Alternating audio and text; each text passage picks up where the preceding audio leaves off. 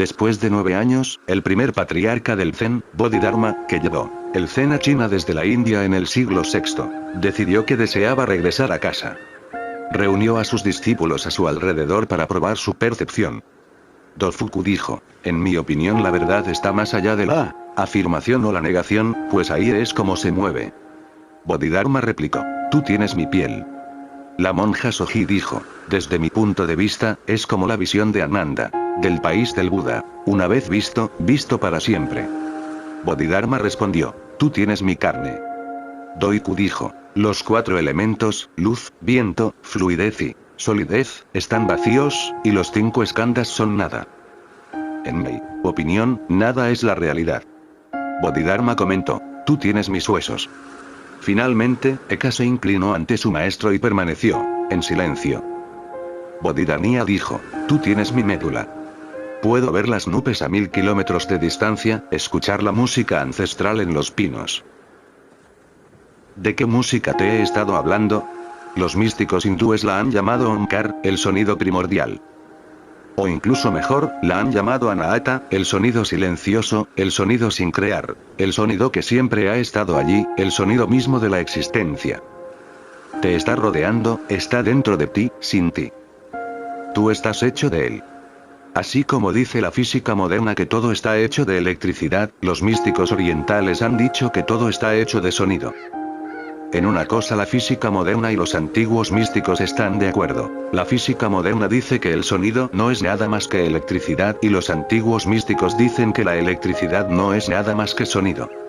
Parece que si observas la música eterna desde afuera, como si fuera un objeto, entonces parece energía eléctrica.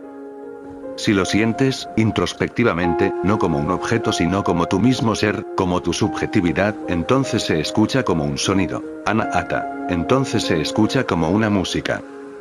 Esta música está allí constantemente, no necesitas hacer nada más que escucharla. Escuchar es de todo lo que trata la meditación. ¿Cómo escuchar eso que ya está allí? En una pequeña escuela había un niño pequeño sentado en la parte de atrás de la clase, con cara de estar soñando despierto. Juanito, preguntó la profesora, ¿tienes algún problema en oír? No, señora. Tengo problemas escuchando. Yo sé que puedes oír, no tienes problemas con eso, pero no puedes escuchar. Escuchar es algo totalmente diferente de oír. Escuchar significa escuchar sin mente. Escuchar significa oír sin ninguna interferencia de tus pensamientos, escuchar significa oír como si estuvieras totalmente vacío. Si tienes en tu interior, aunque sea un pequeño temblor provocado por el pensamiento, olas de pensamientos sutiles rodeándote, no serás capaz de escuchar, aunque serás capaz de oír. Y para escuchar la música ancestral, la música eterna, se necesita estar totalmente aquietado, como si uno no fuera. Cuando eres, puedes oír. Cuando no eres, puedes escuchar. Todo el problema de la religión reside en cómo no ser, en cómo estar en un silencio tan profundo que este ser se vuelva casi equivalente al no ser, y no quede ninguna diferencia entre el ser y el no ser, y los límites entre ser y no ser desaparezcan. Eres y a la vez, en un cierto sentido, no eres. No eres y a la vez, en un cierto sentido, por primera vez eres. Cuando los pensamientos no te están molestando. Los pensamientos son como ondas en un lago. El silencio es como un lago sin ondas, solo siendo. De repente te haces consciente de una música que siempre te ha rodeado. De repente te penetra por todos los lados. Estás abrumado, estás poseído. Esto es lo primero que hay que entender. No serás capaz de conocer la verdad a menos que consigas ser capaz de escuchar la música ancestral de Omkar. Esta música es el auténtico latido de la existencia, esta música es la mismísima puerta de la existencia. No serás capaz de entrar en el templo de Dios si el puente no es esta música. Solo con esta música, montado en esta música, entrarás. El reino de Dios está disponible solo para aquellos que se han sido capaces de escuchar la música eterna. Ha sido escuchada, yo la he escuchado. Tú puedes escucharla. Nadie, excepto tú mismo, está obstaculizando el camino, nadie lo está impidiendo. Si te lo pierdes, te lo estás perdiendo por tu propia culpa. No hay un muro entre tú y la música. Incluso si sientes un muro, este es solo el de tus propios pensamientos. E incluso entonces la música sigue penetrándote. Podrías no escucharla, pero sigue masajeando todo tu ser. Continúa alimentándote, continúa dándote vida, sigue rejuveneciéndote. Tu corazón late al mismo ritmo que el corazón de la totalidad. Siempre que tu corazón deja de estar alineado con la totalidad tienes problemas, estás enfermo. Siempre que tu corazón lleva el ritmo de la totalidad estás sano. Deja que esta sea la definición de salud. Siempre que no hay un conflicto entre tú y el todo, ni siquiera un rumor de conflicto, estás sano. Ser total es estar sano, ser total es ser sagrado. ¿Y cuál es el modo de ser sagrado, sano y total? Tu corazón debe latir al mismo ritmo que el corazón de la totalidad. No tienes que salirte de esta línea, ni perder el paso. Es una gran danza cósmica, es una gran armonía. Cuando te sientes tranquilo, en silencio, sin hacer nada, en meditación, lleno de oración, de repente comienzas a disolverte en la totalidad. Te acercas cada vez más y tus pasos no se escuchan separados de la totalidad. Te vuelves parte de esta gran sinfonía. De repente estás sano, sagrado, total. ¿Cómo llegas a afinarte con el todo? ¿Por qué no lo consigues? Estás en continua discordia, tienes muchas contradicciones en tu interior. Estas contradicciones siguen tirando de ti como una lucha interior, continuamente, día y noche, despierto y dormido. Estás siendo tirado en direcciones opuestas. Este tenso estado de cosas no te permite escuchar. Incluso cuando estás enamorado sigues luchando. Incluso en el amor, pierdes el paso de la totalidad. Incluso los amantes continúan luchando entre ellos. Si no fuera así, el amor podría convertirse en una puerta a la música ancestral en los pinos. Por eso Jesús dice que Dios es amor. Si amas a alguien, por lo menos abandona todos los conflictos con él, o con ella, con tu hijo, con tu esposa, con tu hermano, con tu amigo, con tu maestro, déjalos caer. Pero incluso entonces el conflicto continúa. Una manera sutil de lucha continua. Porque si estás en constante conflicto contigo mismo, todo lo que hagas será una extensión de ese mismo conflicto, un reflejo de esa misma desarmonía. Esto te hace incapaz de escuchar. He escuchado una anécdota. En Europa del Este, hace medio siglo, cuando los matrimonios todavía se concertaban, el joven Samuel había sido presentado a una joven, de la que el casamentero había cantado un maravilloso himno de alabanzas. Después de una corta entrevista, Samuel se llevó al casamentero a una esquina y le dijo en un cuchicheo furioso: ¿Qué mujer es esta que me has traído? Es fea. Tiene un defecto en un ojo. Es tonta y tiene mal aliento. El casamentero dijo: ¿Pero por qué susurras? También es sorda. Dios está susurrando. Dios es un susurro. Tú estás sordo y Dios no puede chillar. Es incapaz de hacerlo, porque no puede ser agresivo, porque no puede interferir, porque no puede invadir, porque respeta tu libertad. Él susurra y tú estás sordo. Toda la existencia es un susurro, es muy sutil. A menos que estés afinado, a menos que te hayas hecho capaz de escuchar el susurro, no serás capaz de entender, no serás capaz de escuchar la música. Y te has vuelto muy burdo. No puedes escuchar incluso si Dios se pone a gritar. Jesús le dijo a sus discípulos: ir a los tejados de las casas y gritar desde allí. Contar a la gente lo que os ha sucedido.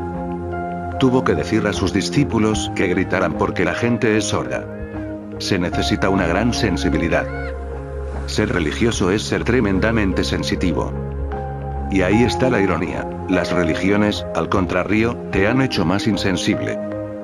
Te han hecho casi grosero con su constante charla sobre conflicto, dificultad, lucha, métodos ascéticos. Han hecho de la religión además un campo de batalla. Los jainistas llaman a su Tirthankara, Mahavira, que significa el gran guerrero, como si hubiera una guerra constante con la verdad, como si la verdad tuviera que ser conquistada. No, la verdad no tiene que ser conquistada, tú tienes que ser conquistado por la verdad. La verdad. Solo el pensar en términos de conquista es un absurdo. Tienes que rendirte a ella. Si luchas con tus métodos, yogas, técnicas, te volverás cada vez más grosero. No serás capaz de sentir experiencias sutiles y delicadas que constantemente están sucediendo a tu alrededor. ¿Te has fijado? Si eres un músico, tus oídos se vuelven muy sensibles. Si eres un pintor, tus ojos se vuelven tremendamente sensitivos. Entonces ves colores que otros nunca han visto. El verde no es solo verde, hay 1001 matices del verde. Entonces cada hoja del árbol es diferente, tiene un matiz diferente de verde, es único, es individual. Si eres un poeta, entonces cada palabra tiene su propio romance. Cada palabra tiene su propia música sutil, su propia poesía. Hay palabras poéticas y palabras no poéticas. Si eres un poeta te vuelves capaz de ver poesía por todos lados, siempre que miras con los ojos de un poeta. Ves algo más que nadie, excepto tú, puede ver. Te vuelves más sensible hacia todo lo que haces. La religión necesita la sensibilidad total de los sentidos, de los ojos, de la nariz, de los oídos, del gusto, del tacto, porque la religión no es una parte de la vida, es la totalidad. Puedes tener oído musical y no tener ojos en absoluto. De hecho, los ciegos tienen mejor oído musical porque toda su energía comienza a ir a través de los oídos. Sus oídos se vuelven tremendamente sensitivos porque no tienen ojos, y a través de los ojos pasa el 80% de la energía. Con los ojos cerrados, la energía funciona a través de los oídos. Los ciegos se vuelven muy musicales. Comienzan a escuchar sonidos sutiles de los que tú nunca has sido consciente. Un ciego llega a reconocer a la gente por el sonido de su pisada. Yo solía ir a un ciego. Siempre que entraba en su habitación inmediatamente me reconocía. Por eso le pregunté, ¿cómo lo haces? Me dijo, por tus pisadas. Tus pisadas son diferentes a las de cualquier otra persona. Cada cosa es diferente. Igual que la huella digital de tu pulgar es diferente de la de cualquier otra persona en el mundo, pasado, presente o futuro, de un modo exactamente igual, el sonido de tus pisadas es diferente, único. Nadie ha caminado de ese modo antes y nadie va a caminar de ese modo después. Pero no podemos reconocer a las personas por el sonido de sus pisadas, es imposible. El oído puede ser extremadamente sensible, entonces te conviertes en un músico. Si tus ojos son muy sensitivos, te conviertes en un artista, un pintor, un escultor. Pero la religión es tu ser total, te vuelves muy sensitivo en todos los aspectos posibles. Las puertas de tu casa tienen que estar abiertas para que pueda entrar el sol y la luz del sol, para que pueda entrar la brisa fresca y mantenerte constantemente vivo, joven, puro y vital. Sé sensitivo si quieres ser religioso. Lo que estoy diciendo es casi lo opuesto de lo que te han enseñado a buscar. Si vas a tu gente religiosa, a los así llamados santos, te parecerán casi insulsos. No tienen sensibilidad, de hecho, le tienen miedo a la sensibilidad. Han estado intentando comer su comida sin saborearla, lo llaman aswad. Lo han convertido en un gran método. Mahatma Gandhi solía enseñar a sus discípulos, comed sin saborear la comida. Ahora bien, si tú haces esto, poco a poco perderás la delicada sensibilidad de tu lengua. Entonces no serás capaz de sentir la divinidad. Si no puedes saborear el alimento, ¿cómo puedes saborear la divinidad? La divinidad también es alimento y en el alimento, la divinidad se esconde. Las Upanishads dicen, Anam Brahm, el alimento es Brahma. Ahora, si no puedes probar el alimento, puedes adormecer tu lengua puede casi morirse, puedes seguir atiborrándote sin saborear. Entonces te estás perdiendo una dimensión con la que alcanzar la divinidad. No serás capaz de entender lo que dice Jesús. Yo soy tu alimento, cómeme. Imposible de imaginar, te comerás a Jesús también sin saborearlo. El Islam se asustó de la música porque la música tiene un poder tremendo sobre la humanidad, y es bueno que lo tenga. En cualquier lugar que ve que algo tiene un gran poder sobre la humanidad, la religión se vuelve competitiva, celosa. La comida tiene un poder tremendo sobre la humanidad.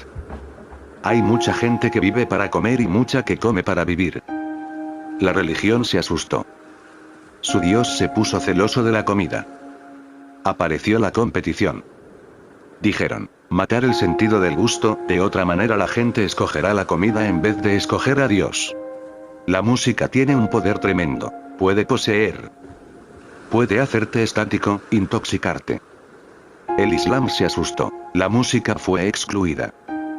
Se pensó que la música era irreligiosa porque el éxtasis debería venir de Dios y no de la música, como si la música viniera de otro lugar.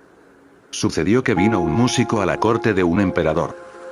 Era un genio muy poco común, y dijo: tocaré mi vena, mi instrumento, solo con una condición, que nadie deberá mover la cabeza mientras estoy tocando.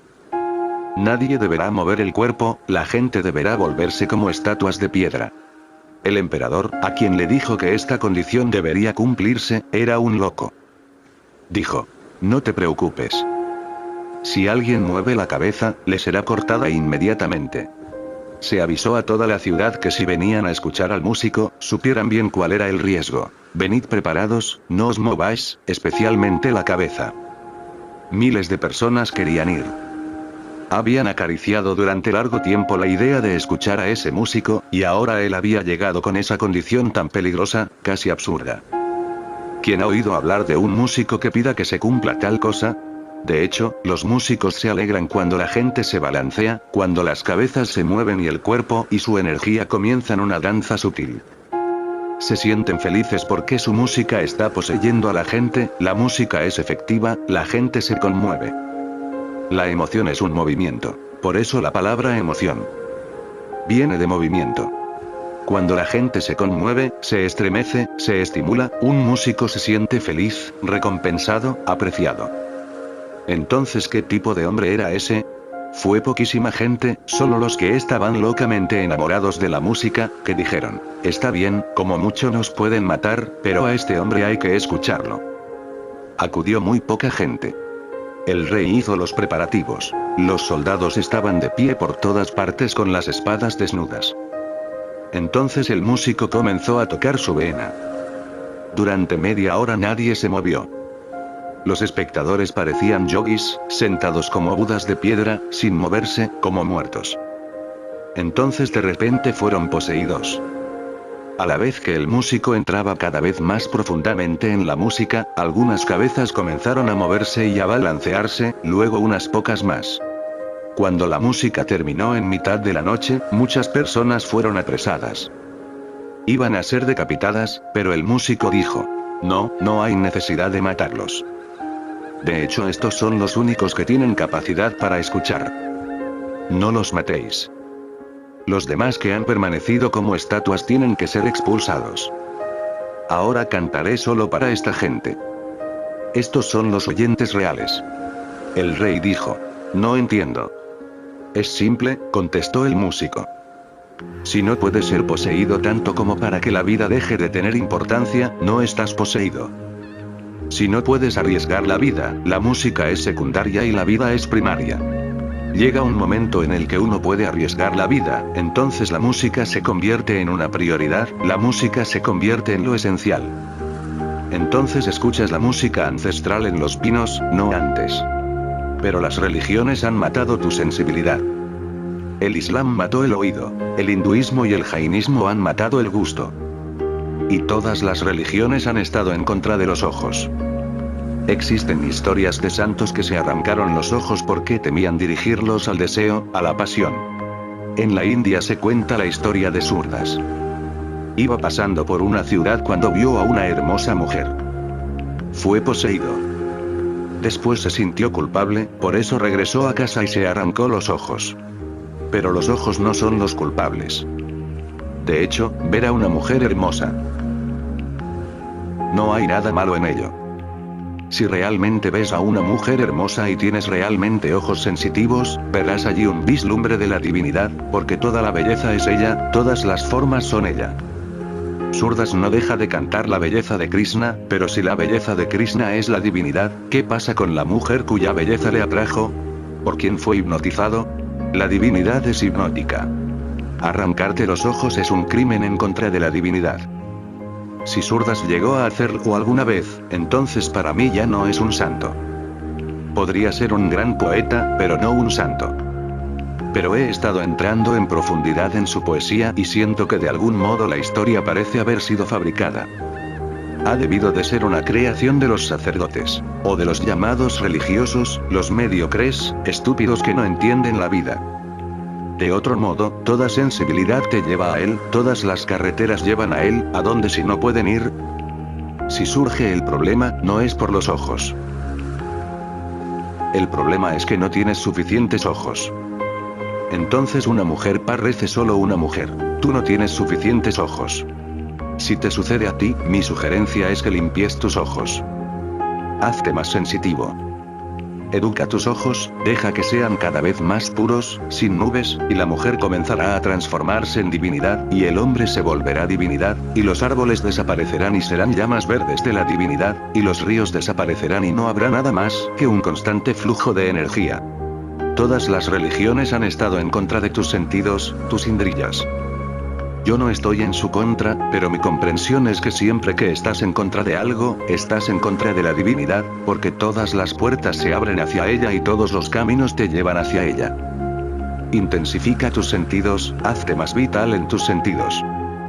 Deja que tu sensibilidad sea total y desde cada dimensión tendrás vislumbres de la divinidad. Porque por culpa de estas enseñanzas estúpidas y equivocadas, estás continuamente en conflicto contigo mismo. Por culpa de estas estúpidas enseñanzas amas a una mujer y también te sientes culpable porque la amas, porque de alguna manera te parece un pecado. Amas a una mujer y también la odias, porque ella es la causa de tu pecado. Por supuesto te tomarás la revancha. ¿Cómo puedes perdonar a una mujer que te ha hundido en el barro, como dice la gente religiosa? ¿Cómo puedes perdonarla? Escucha a tus santos. Nadie parece haber perdonado a la mujer. Incluso después de convertirse en grandes santos siguen tomándose la revancha. Todavía, en algún lugar profundo en el inconsciente, la mujer permanece. Todavía tienen miedo. Existe una lucha constante, pelea, incluso en el amor. Entonces, ¿qué decir de otras cosas? El amor es lo más aproximado a la divinidad, porque en el amor te sintonizas con otro ser. En el amor no eres más un instrumento solitario. Se crea una pequeña sinfonía entre dos personas. Después nacen los niños y la sinfonía tiene más miembros. Se convierte en una orquesta. Niños, familia, amigos. Ya no estás solo, te has hecho parte de algo más grande que tú. Y esto tiene que seguir creciendo de modo que un día toda la existencia es tu familia. Este es el significado cuando Jesús dice, Dios, mi Padre. La palabra en realidad no es padre, de hecho la palabra es Abba, significa más cerca. Padre además parece un poco cínico, huele a institucionalización. Abba, Bapu son tan cercanas, tan íntimas. Se ha creado un puente. La divinidad no es una cosa eiljada. Dios es Abba y yo soy su hijo. Soy su continuidad. Si él es mi pasado, yo soy su futuro. Este es el significado de un hijo. El mismo río sigue fluyendo. Llega un momento, si sigues creciendo en sensibilidad, en el que tu familia crece y toda la existencia se convierte en tu casa. Ahora mismo, incluso tu casa no es tu casa. Incluso en tu casa, no estás en casa. He escuchado una anécdota. En algunas de las más remotas regiones de Tennessee existen todavía algunos condados sin teléfono. El Servicio Forestal del Estado de Tennessee recientemente instaló un teléfono en uno de esos condados, y un guardavía trataba de que un nativo conversara con su mujer, que se encontraba en una pequeña ciudad a 30 millas de distancia. Después de mucho persuadirle, el tío Joe se colocó el auricular en la oreja. Justo en ese momento se oyó un trueno tremendo que hizo caer al viejo de rodillas. Mientras se ponía de nuevo de pie, se dio la vuelta y dijo, es ella, no hay duda. Estoy seguro de que es mi mujer. Incluso en tu casa no estás en casa. La misma palabra esposa te crea incomodidad, la palabra marido te crea incomodidad. En Urdu, la palabra para marido es Qasam, que también significa el enemigo. La raíz original de donde viene es arábica. En árabe, Qasam significa el enemigo, y en Urdu, significa el marido. Ambos son verdad, ambos son los significados de la misma palabra. Incluso las personas que amamos, no las amamos suficientemente. En nuestro amor, el odio continúa y permanece. Nunca somos uno, nunca somos una unidad. Somos un ser dividido en nuestra propia contra. Esta división crea confusión, conflicto, ruido y por culpa de este ruido es complicado escuchar la música eterna. Si sigues escuchando continuamente este ruido en tu interior, poco a poco te olvidarás completamente de que existe algo más a su lado, a la vuelta de la esquina. Este ruido interno se convierte en tu vida. Estás todo el día escuchando tu ruido interno, es un estado enfebrecido, durante la noche también continúas escuchando el mismo ruido. Por supuesto, este ruido sigue creando capas y capas a tu alrededor. Te quedas casi aislado. Te vuelves como una cápsula, cerrado por todos los lados. No vives en mi mundo, no vives en el mundo de tu mujer, no vives en el mundo de tu hijo, vives en tu propio mundo, en una cápsula. Tu hijo vive en su mundo, tu mujer vive en su mundo. En el mundo hay tantos mundos como personas. Todo el mundo está encerrado en sí mismo y sigue proyectando cosas a partir de esos ruidos, sigue escuchando cosas que no se han dicho, sigue viendo cosas que no están allí y sigue creyendo que todo lo que está viendo es verdad. Todo lo que has visto hasta ahora no es verdad, no puede serlo, porque tus ojos no funcionan como pura receptividad, están funcionando más como proyectores. Sigues viendo las cosas que quieres ver, sigues creyendo las cosas que quieres creer. La humanidad vive en una especie de neurosis. He escuchado que una vez un hombre le preguntó a un psiquiatra, de forma simple, en lenguaje cotidiano, sin usar ninguna jerga específica, ¿cuál es la diferencia entre un psicótico y un neurótico? Bien, dijo el psiquiatra, después de pensar un momento, se puede explicar de este modo. Un psicótico piensa que 2 y 2 son 5. El neurótico sabe perfectamente que 2 y 2 son 4, pero se muere de preocupación. Existen dos tipos de gente en el mundo, los psicóticos y los neuróticos. El psicótico ha llegado, ha sacado sus conclusiones. Es una persona dogmática. Dice, solo mi religión es la verdadera religión. Dice, solo mi Dios es un verdadero Dios. Está absolutamente seguro. Es muy peligroso. Su seguridad no proviene de su experiencia, su seguridad proviene de que en el fondo está muy inseguro, en profundo conflicto, agitación. ¿Cómo evitarlo? Se aferra a una conclusión. No escuchará nada que vaya en contra de su ideología. Podría ser comunista, o católico, o hindú, o jaina, no hay diferencia. La persona psicótica ya ha llegado, ya tiene sus conclusiones. Ha dejado de crecer, ha dejado de aprender, ha dejado de escuchar, vive de sus conclusiones. Por supuesto, se pierde la vida, porque la vida es un proceso, sin conclusiones. La vida siempre está en el medio, no hay principio ni final. Y es tremendamente vasta. Todos los dogmas pueden tener algo de verdad, pero ningún dogma es la verdad, no puede ser. La vida es tan grande que ningún dogma puede abarcarla en su totalidad. Por eso una persona realmente inteligente duda. Nunca es dogmático. Está listo para aprender, listo para escuchar. Aquí viene mucha gente. Siempre que veo a alguien que mientras me escucha está tratando de comparar sus notas con sus conclusiones, sé que está metido en un gran lío. Y puedo ver en vuestras caras si estáis comparando notas o escuchándome. A veces asientes con la cabeza, dices, correcto, estás perfectamente en lo cierto, ese también es mi razonamiento. Estás de acuerdo conmigo, pero no me estás escuchando, de hecho estás contento porque sientes que estoy de acuerdo contigo. Otras veces tu cabeza dice, no. Puede que no te estés dando ni cuenta de lo que estás haciendo, puede que sea inconsciente, pero este gesto está sacando algo de tu inconsciente. Dices, no, no puedo estar de acuerdo con esto. Esto va en contra de mi conclusión. Esto no encaja conmigo. Entonces no me estás escuchando. Eres un psicótico. Puede que no tengas muchos problemas y no necesites un psiquiatra todavía, pero no importa mucho, es solo cuestión de grados. Cualquier día puedes acabar en un hospital psiquiátrico. Te estás preparando. Y después está la persona neurótica. Está continuamente en conflicto, no puede decidir ni siquiera sobre las cosas pequeñas. El psicótico ha decidido incluso las cosas más elevadas. Y el neurótico no puede ni decidir cosas pequeñas, ¿qué vestido me voy a poner hoy? ¿Has observado a las mujeres de pie delante de su tocador, tan indecisas? Sacan un saree y de nuevo lo guardan, sacan otro y lo guardan. ¿Qué vestido me pongo hoy? Para ayudarte a salir de esa neurosis, te doy un color, el naranja.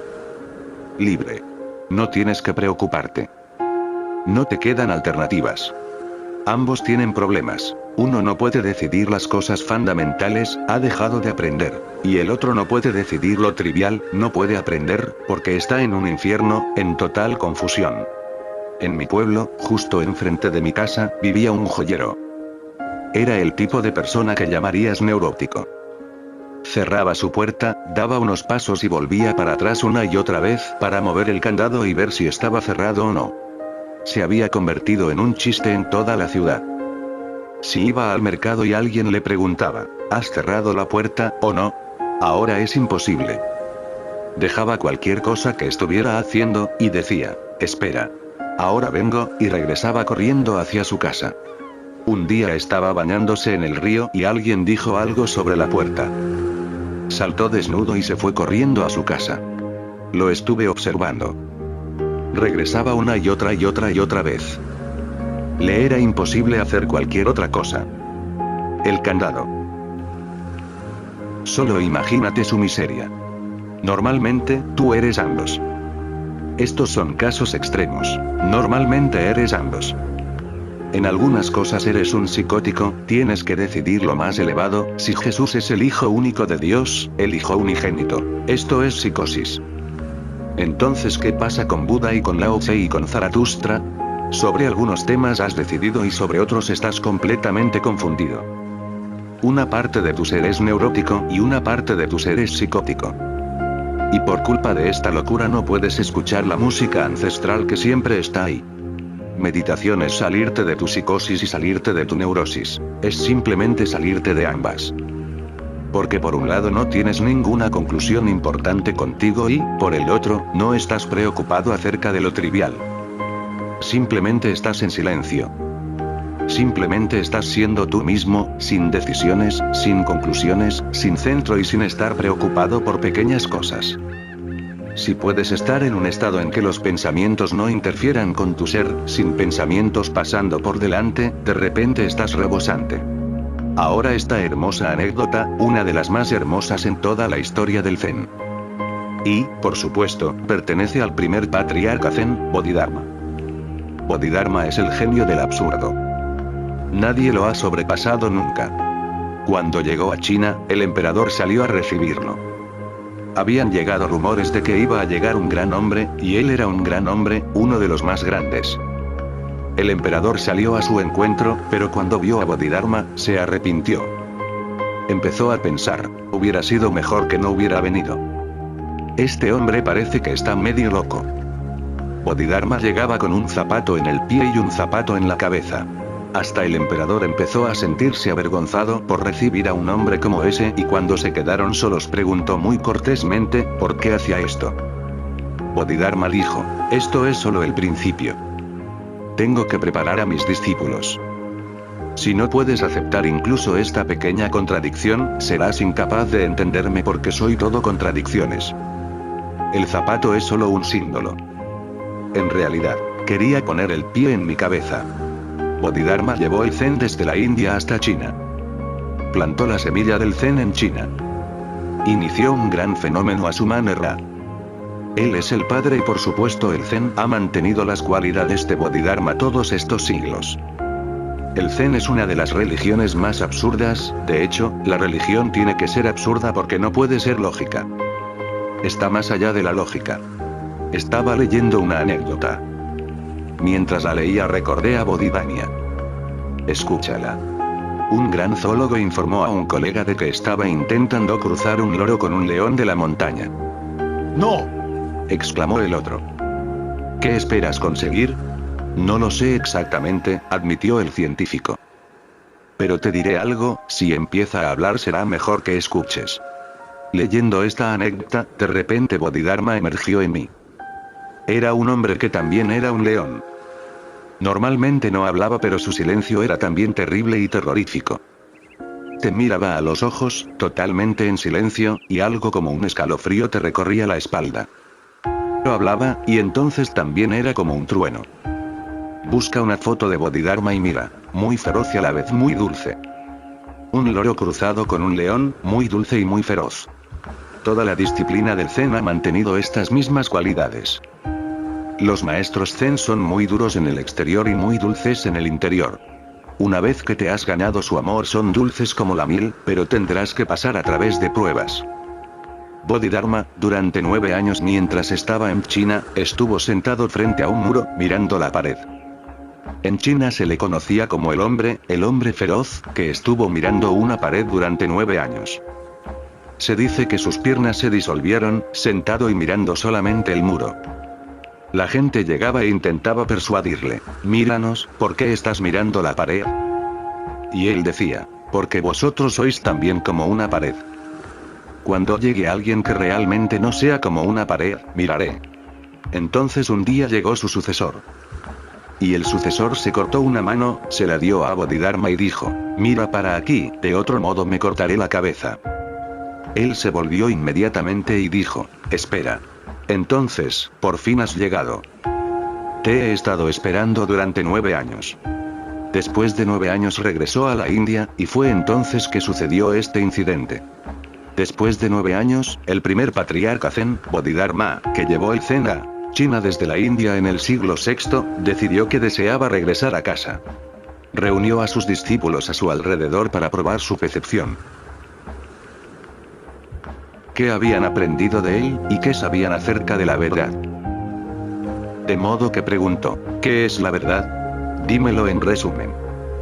El primer discípulo, Tofuku, dijo, en mi opinión la verdad está más allá de la afirmación o la negación, pues así es como se mueve. Bodhidharma respondió, tú tienes mi piel. Lo que el discípulo dijo era verdad, pero no la verdad. No estaba equivocado, pero era filosófico. No era su experiencia, no era existencial. Dijo, en mi opinión. Como si la verdad dependiera de tu opinión. La verdad es independiente de toda opinión. Lo que pienses sobre la verdad carece de importancia. De hecho, porque estás pensando, no serás capaz de conocer lo que es. Eso solo puede ser conocido cuando el pensamiento se detiene, cuando todas las opiniones son abandonadas, dejadas a un lado. Por eso digo, verdadero, pero no verdad. Una opinión no es algo erróneo, está bien informada, pero todavía es una opinión. Tofuku no lo ha experimentado en sí mismo. Parece que tiene una inclinación filosófica. Ha estado especulando, pensando, tejiendo teorías. Bodhidharma respondió, tú tienes mi piel. Si hubiera sido solo filosófico Bodhidharma no hubiera dicho ni siquiera esto. Pero dijo, tú tienes mi piel, la parte más externa, en la misma circunferencia de mi ser. ¿Por qué? Porque dijo que la verdad está más allá de la afirmación o de la negación. Ni se puede decir de la verdad que es, ni tampoco se puede decir que no es. Tiene alguna intuición. Ha ido tambaleándose en la oscuridad a través del pensamiento, de la lógica, pero ha alcanzado una cierta percepción. Y esa percepción es hermosa. No se puede decir nada sobre la verdad. No puedes decir Dios es, no puedes decir Dios no es, porque si dices Dios es harás de Dios un objeto, como una mesa, o como una casa. Entonces Dios se convertirá en una mercancía, en una cosa corriente. Y entonces, como dicen los filósofos lingüistas, la mesa puede ser destruida. Todo lo que es puede volverse no es. La casa puede ser demolida. El árbol está aquí hoy, mañana podría no estar. Entonces, ¿qué pasa con Dios? Si usas la palabra es, entonces ¿qué pasa con Dios? Puede ser Dios en una situación donde no es. Porque siempre que se usa es también existe la posibilidad de no es. No, no se puede decir que Dios es. Pero, podemos decir lo opuesto, Dios no es. Eso tampoco es posible porque, si no lo es, ¿qué sentido tiene decir que Dios no es? ¿A quién estás negando y por qué? Si no es, no es. ¿Qué sentido tiene negarlo? Y la gente lo niega tan apasionadamente que esa misma pasión está diciendo, debe existir, Dios debe existir. Mira a los ateos que dicen, no, no hay Dios. Están preparados para luchar. ¿Quién lucha por algo que no existe? ¿Por qué te preocupas? Conozco ateos que han estado pensando toda su vida y tratando de probar que Dios no existe. ¿Por qué malgastas tu vida en algo que no existe? Durante siglos la gente ha estado escribiendo libros, discutiendo y hablando sobre si Dios no existe. ¿Pero por qué te preocupas? Parece que Dios existe, de alguna manera, y tú no puedes descansar tranquilo a menos que pruebes que no existe. De otro modo seguirá desafiándote, seguirá llamándote, invocándote. Por eso, para quedarte tranquilo, has creado una filosofía que dice que no existe. Esto es una racionalización. Y Dios es tan vasto. Llámalo verdad, como le gustaría a Bodhidharma. A los budistas no les gusta la palabra Dios, y de algún modo tienen razón, porque la palabra está tan corrompida y tanta gente la ha usado con unas connotaciones tan equivocadas que se ha convertido casi en una palabrota. La verdad debe ser ambas cosas, porque en la verdad la existencia y la no existencia deben encontrarse. La existencia no puede ser en soledad, necesita no existencia a su lado. Así como el día necesita la noche, así como la vida necesita la muerte, la existencia necesita la no existencia. Por eso lo más elevado necesita abarcar ambas cosas. Esto es lo que dijo Dofuku. Pero es todavía filosófico, en el camino correcto, pero todavía filosófico, justo en la periferia. Bodhidharma respondió, tú tienes mi piel. Pierre Laplace era un matemático, un astrónomo, que en los tiempos de Napoleón escribió un pesado trabajo de 5 volúmenes sobre matemáticas celestes. En él, usando la ley de Newton de la gravedad, calculó concienzudamente los movimientos del sistema solar en minucioso detalle. Napoleón, que se consideraba a sí mismo, sin demasiados motivos, un intelectual, hojeó los primeros volúmenes y le dijo a Laplace, no veo que menciones a Dios en tus explicaciones sobre los movimientos de los planetas. No he necesitado esa hipótesis, señor, dijo el científico cortésmente. Se dice que otro astrónomo, Lagrange, al oír la observación, dijo, pero sigue siendo una hermosa hipótesis. Se puede usar para explicar tantas cosas. Para la mente filosófica Dios permanece, a lo sumo, como una bella hipótesis. No una verdad, sino una hipótesis muy práctica que puede ser usada para explicar muchas cosas. A lo sumo, una ayuda para explicar, una necesidad solo teórica, no una necesidad existencial. Cuando un filósofo habla de Dios, este Dios es frío, este Dios no es suficientemente cálido. No puedes amar a este Dios, no puedes adorar a este Dios, no puedes rezar a este Dios, no puedes rendirte a este Dios. Es solo una hipótesis. ¿Cómo puedes rendirte a la teoría del zoo? ¿O a la teoría de la relatividad? ¿Cómo puedes rendirte, cómo puedes levantar un templo a la teoría de la relatividad? Por bonita que sea, no puede ser venerada, no puede ser adorada, no puedes rezarle. Permanece como una hipótesis, una herramienta en tus manos para explicar algunas cosas que no pueden ser explicadas de otra manera. Pero una hipótesis puede ser descartada en cualquier momento. Siempre que puedas encontrar una hipótesis mejor, puede ser descartada. La verdad no es una hipótesis, es una experiencia vivida. Por ello Bodhidharma dice, solo tienes mi piel. La piel sigue cambiando. Cada 7 años toda tu piel cambia. Tú no tienes ni una sola célula de la misma piel. Si vives 70 años, tu piel habrá cambiado 10 veces. La piel es tu parte más externa, puede ser reemplazada fácilmente. Está siendo reemplazada en cada momento. Es solo la bolsa en la que estás, no es demasiado esencial. No es tu ser, solo el muro exterior de tu morada. La monja Soji, el segundo discípulo, dijo, desde mi punto de vista, es como la visión de Ananda del país del Buda. Una vez visto, visto para siempre. Bodhidharma respondió, tú tienes mi carne. Un poco mejor que el anterior. Más profundo que la piel, está la carne. Un poco mejor, porque este no es un punto de vista filosófico. Se acerca a la experiencia, pero la experiencia es prestada. Ella dice, desde mi punto de vista, es como la visión de Ananda del país del Buda. Ananda era el discípulo principal de Buda, que vivió continuamente con él durante 40 años, siguiéndole como una sombra. Por eso la monja dijo, esa verdad es como la visión de Ananda del país del Buda, ese país del paraíso, país de luz. Una vez visto, visto para siempre. Entonces nunca puedes olvidarte de él, es un punto sin retorno. Una vez conocido, se conoce para siempre. Entonces no puedes caerte de él. Pero la experiencia no es la suya propia. La percepción es la de Ananda. Ella está todavía comparando. Su respuesta es teológica, no es filosófica. Teológica, como la de un teólogo cristiano que sigue hablando acerca de la experiencia de Jesús, como la de un budista que continúa hablando acerca de la experiencia de Buda, o la de un jainista que sigue hablando de la experiencia de Mahavira. Es de segunda mano, no de primera, tirando más a lo existencial, pero todavía teológica, más contemplativa que la primera es más especulativa, la segunda es más contemplativa, mejor, pero todavía lejana. Entonces el tercer discípulo, Doiku, dijo, los 4 elementos, luz, viento, fluidez, y solidez, están vacíos y los 5 skandhas son nada. En mi opinión, nada es la realidad. Bodhidharma comentó, tú tienes mis huesos. Más profundo, pero todavía no en casa. La afirmación es verdadera, pero todavía es una afirmación. La verdad está mejor dicha, pero todavía dicha, y la verdad no puede ser dicha. Una vez que la dices, la falsificas. El mismo decirlo la hace falsa. Él tiene razón, los 4 elementos, luz, aire, fluidez y solidez, es decir, toda la existencia, están vacíos. No tienen sustancia en sí, es como un sueño, de la misma sustancia de la que están hechos los sueños, maya, ilusión. Nada es realidad.